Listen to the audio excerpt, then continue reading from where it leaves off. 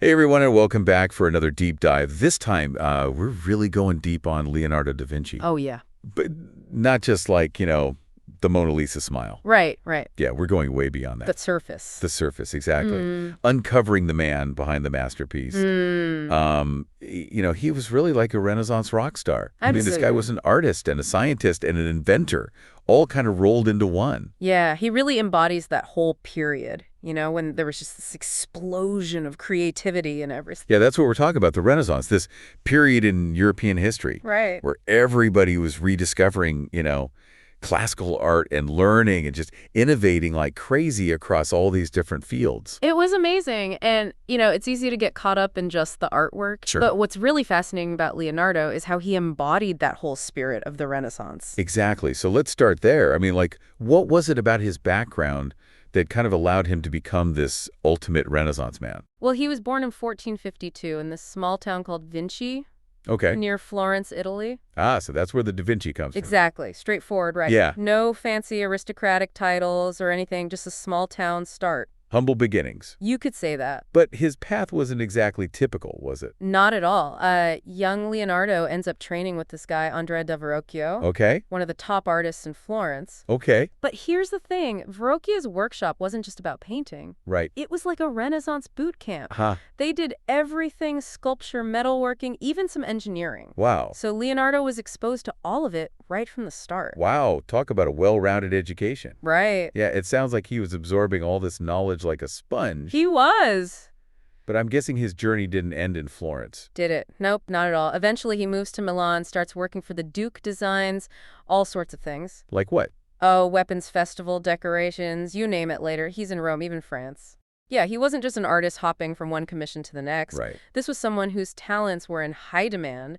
The most powerful patrons of the time wanted a piece of Leonardo. So he was like a Renaissance celebrity. You could say that, yeah. That's really cool. But let's talk about the art for a second. Okay. What was it about his approach that really set him apart from other artists of the time? Well, talent definitely played a part. Sure. But here's the thing that's truly fascinating about Leonardo. Okay. He brought science into his art in a way that was totally revolutionary. Really? Yeah, he wasn't just satisfied with painting what he saw on the surface. Uh-huh. He wanted to understand the why behind it all. Oh, wow. Okay, give us an example. Like, how did that actually play out in his work? Well, take his anatomical drawings, for instance. Okay. He wasn't just sketching from models like other artists. Right. This guy was dissecting human bodies Whoa. to really understand the muscles, the bones, how it all fit together. Wow. That was not common practice back then. I bet. But it was that deep dive into anatomy that allowed him to portray the human form so realistically. Okay, now that's dedication. I mean,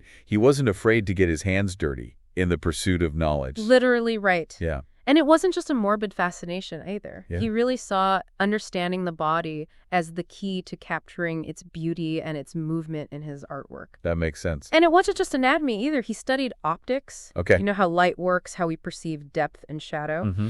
And all that research fed directly into techniques like fumato. Oh, that hazy effect he's famous for. Exactly. Yeah, the Mona Lisa's smoky smile, but it's more than just a visual trick, isn't it? Right. Like, there's this scientific principle at work there. Absolutely. To achieve sfumato, he'd use these multiple layers of translucent glazes. Oh, wow. And each one would subtly shift the light and shadow, creates this incredible softness and almost ethereal quality. Yeah, Like the subjects emerging from a mist. I see. Science meeting artistry in a totally groundbreaking way for the time. Like he was hacking the visual system. Yeah. Like he understood how our eyes perceive the world and used that knowledge to create these really captivating effects. Exactly. He was manipulating light and shadow with a level of understanding that very few artists had at the time. That's amazing. And it's this fusion of scientific understanding and artistic skill that makes his work really stand out, even all these centuries later. Yeah, for sure.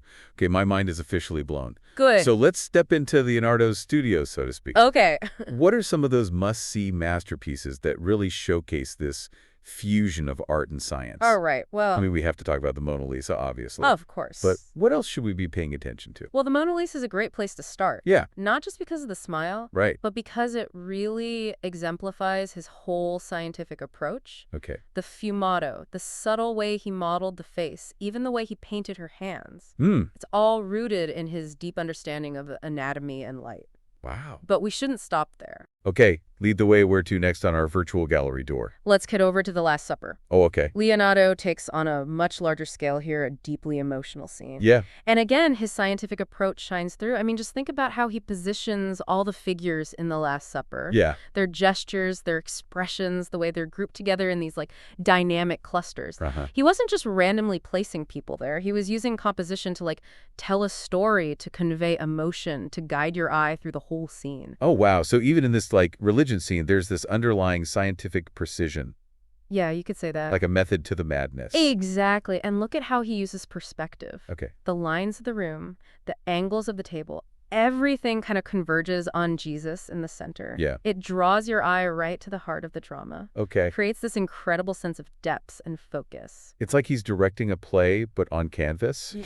He's using all these tools like perspective and composition and lighting to make us feel a certain way. Right, and that mastery of perspective wasn't limited to just these large-scale works either. Oh, okay. What else? Take the Vitruvian Man, for example. Ah, yes, the iconic image of the man inside the circle in the square. Exactly. It's everywhere. T-shirts, posters. I've even seen tattoos of it. For sure, it's become like a symbol of the Renaissance itself. Right. That idea of man as this perfectly proportioned being, Yeah. a microcosm of the universe. And what's interesting is it wasn't just like Leonardo's artistic vision or something, right? It was based on these writings by this Roman architect Vitruvius, Okay. who believed that the human body embodied these ideal geometric proportions. So it's like art and science and ancient wisdom all rolled into one. It really is, and it reflects this key idea of the Renaissance humanism, Okay. this emphasis on human potential, on reason and observation, Yeah. on understanding the world through these artistic and scientific lenses. And Leonardo just embodies that so perfectly.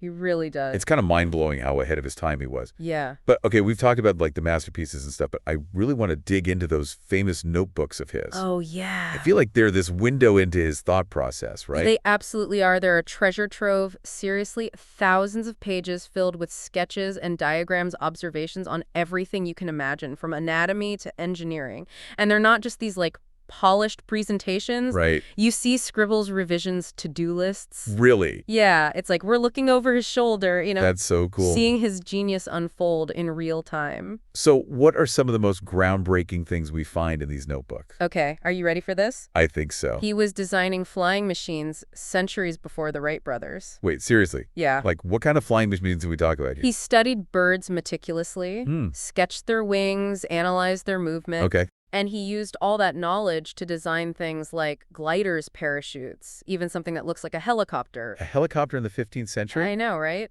That's insane. Was he actually able to build any of this stuff? Well, unfortunately, not many of his designs actually came to life during his time. I guess the technology just wasn't there yet. Exactly. But the fact that he even conceived these ideas, Yeah. worked out the mechanics, and documented it all in such detail, Yeah. it's a testament to his visionary thinking. It's like his mind wasn't constrained by, like, the limits of his era, you know? Right. He was seeing possibilities that nobody else could even imagine. Absolutely. And it wasn't just flying machines. Oh, what else? War machines, bridges, canals, all sorts of inventions that were way ahead of their time. That's incredible. He even had ideas for scuba gear Really? and a robot knife. A robot knight? What? Yeah. That's crazy. Okay, now I'm picturing him in a lab coat surrounded by all these gadgets. Uh-huh. But seriously, how did he even have time to do all of this? Well, there's this theory that he practiced polyphasic sleep, Polyphasic sleep? What's that? like taking short naps throughout the day instead of one long sleep. Is that even possible? It's definitely a debated topic, and there's no real proof that he did it. Right. But it kind of adds to the legend of Leonardo, this Yeah. idea that he was so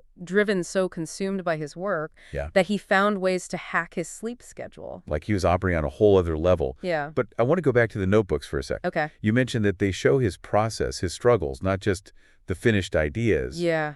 What can we learn from that? Well, what's so inspiring about the notebooks is that they show us even a genius. Like Leonardo didn't just magically come up with brilliant ideas. Right. He worked at it. Yeah. He observed, he experimented, he made mistakes, he revised. He was always pushing himself, challenging himself, learning from his failures. That's a really great lesson for all of us. It is. Like, it's not about being perfect. No. It's about embracing the process, you know? Exactly the journey of learning and discovery. Yeah. And the notebooks remind us that true innovation takes time Uh-huh. and dedication Right. and a willingness to embrace the messiness of the creative process. That's true. which is something we often lose sight of these days. Yeah, with everything being so instant. Exactly. Everyone wants that like instant gratification and those effortless success stories. But it's not really like that. No, it's not. Leonardo's story is like this powerful reminder that even the greatest minds had to work at it, They did. to iterate, to experiment, to push through those moments of self-doubt. Right. But I wonder, like, what was his driving force? Mm. What fueled this, like, insatiable curiosity, this relentless pursuit of knowledge? Yeah. Was it fame?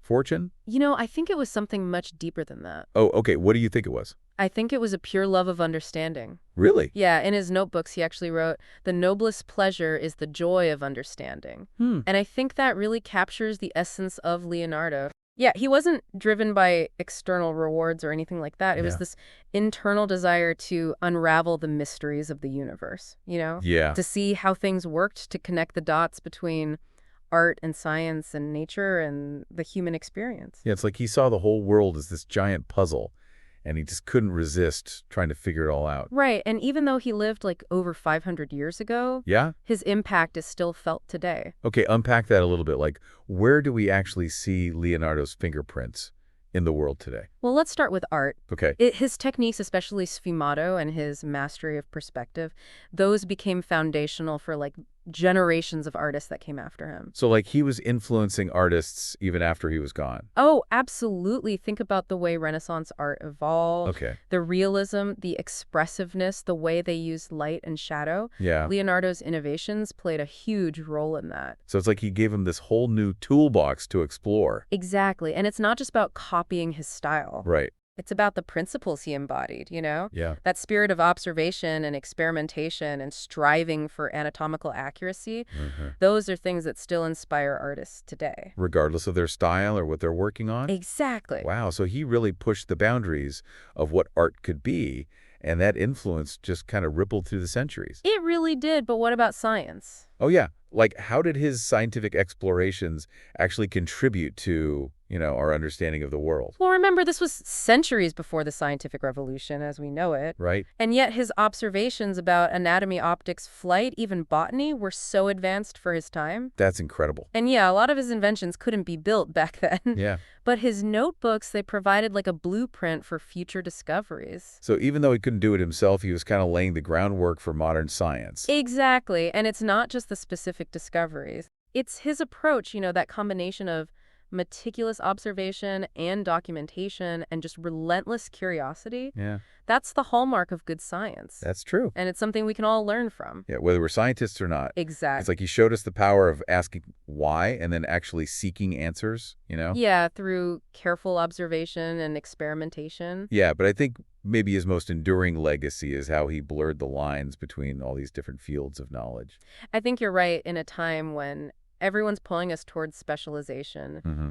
Leonardo reminds us that true innovation often comes from making connections between things that seem completely unrelated. So true. I mean, he was an artist, a scientist, an engineer, an inventor, all in one. Yeah. He didn't see them as separate boxes. He saw them as these interconnected pathways to understanding the world. Yeah, he was like a master of cross-disciplinary thinking before that was even a thing. Exactly. And that's something we need so much more of today. For sure. It's about cultivating that Renaissance spirit, Yeah. that curiosity, that creativity, that willingness to step outside the boundaries of our own little specialized fields. And to realize that knowledge isn't compartmentalized. Right. It's all interconnected. Yeah, that's a really powerful takeaway for our listeners. It is. Like, we can all be a bit more like Leonardo in a way.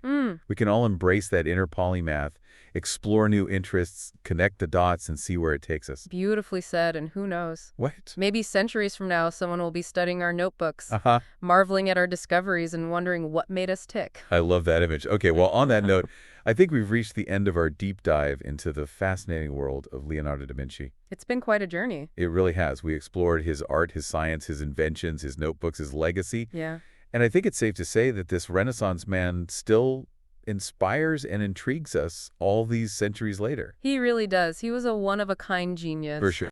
And his story reminds us that, the pursuit of knowledge, the drive to create the power of curiosity, those are timeless and universal. Absolutely. Well, on that note, we'll say goodbye for now, but keep those minds curious.